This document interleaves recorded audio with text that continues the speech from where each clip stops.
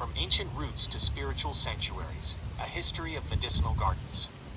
The cultivation of medicinal gardens is a practice steeped in antiquity, predating many formalized religions and stretching back to the dawn of settled human societies. These weren't simply collections of plants, but vital pharmacies, community health centers, and places of spiritual significance. Examining their history through the lens of significant spiritual eras, such as the time of Jesus Christ and the flourishing of Buddhism, alongside their role in smaller church communities, reveals a consistent human reliance on the healing power of nature. Ancient foundations. Before focusing on specific religious contexts, it's crucial to acknowledge that medicinal plant knowledge was widespread in ancient civilizations.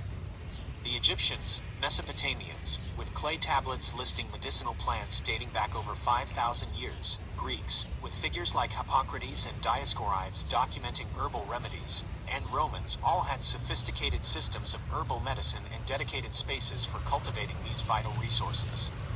These early, physic gardens were often associated with temples and healing sanctuaries, laying a foundation for later religious institutions to adopt and adapt the practice.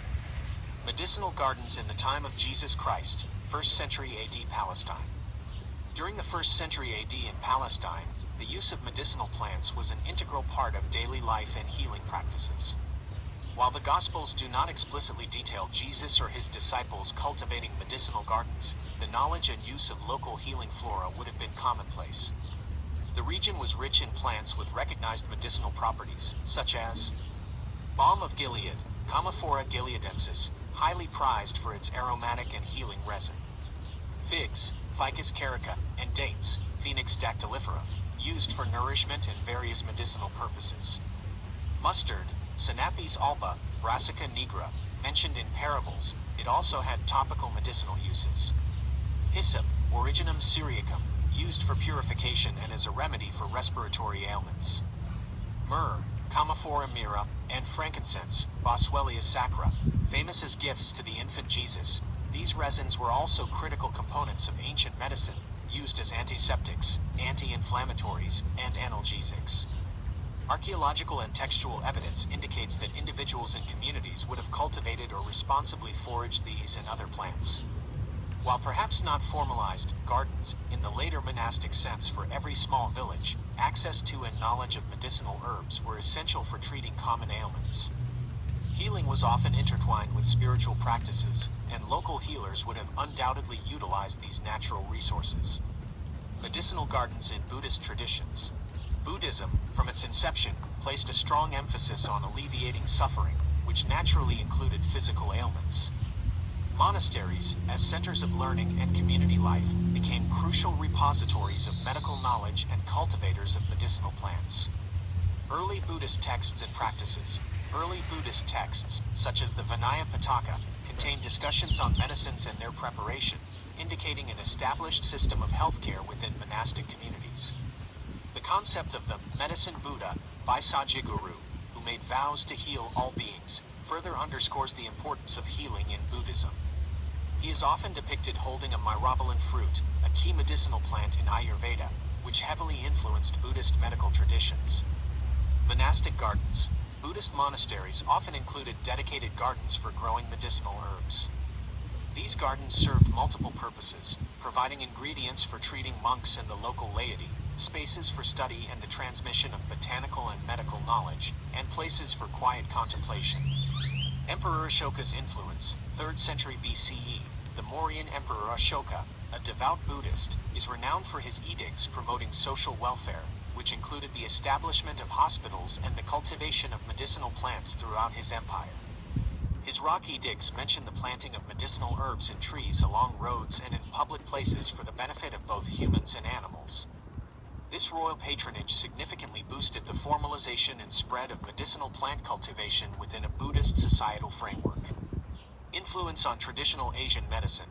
Buddhist monasteries played a vital role in the preservation and development of traditional medical systems across Asia, including Tibetan medicine, traditional Chinese medicine, and Japanese Kampo medicine, all of which have extensive herbal pharmacopoeias and a history of monastic medicinal gardens. Medicinal gardens in small churches and monastic traditions. The Christian tradition, particularly within monasticism, embraced the cultivation of medicinal gardens as an act of charity and a practical necessity. Early Christian communities, while detailed records of small, local church gardens from the earliest centuries are scarce, the principle of caring for the sick was central to Christian teachings. It's probable that early Christian communities, often drawing from local customs, utilized available medicinal plants. Healing was sometimes associated with prayer and anointing with oil, which itself could be infused with herbs. The rise of monasticism.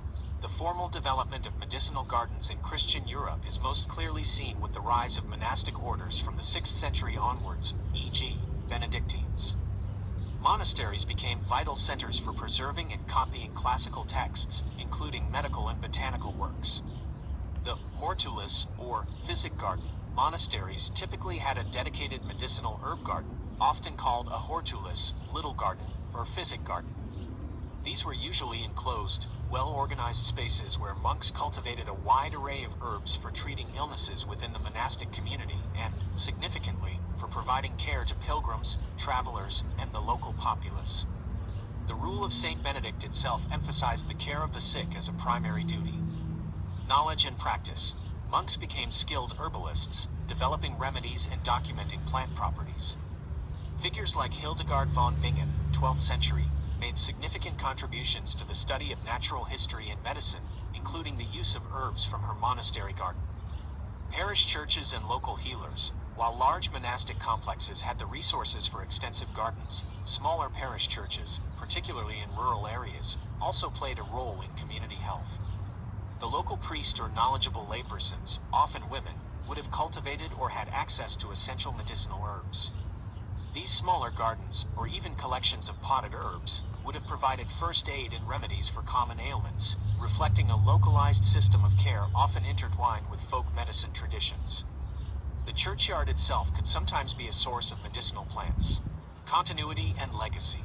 Throughout history, from the ancient world through the eras of Jesus Christ and the flourishing of Buddhism, and within the compassionate outreach of Christian churches and monasteries, medicinal gardens have represented a profound connection between humanity, nature, and the enduring quest for healing.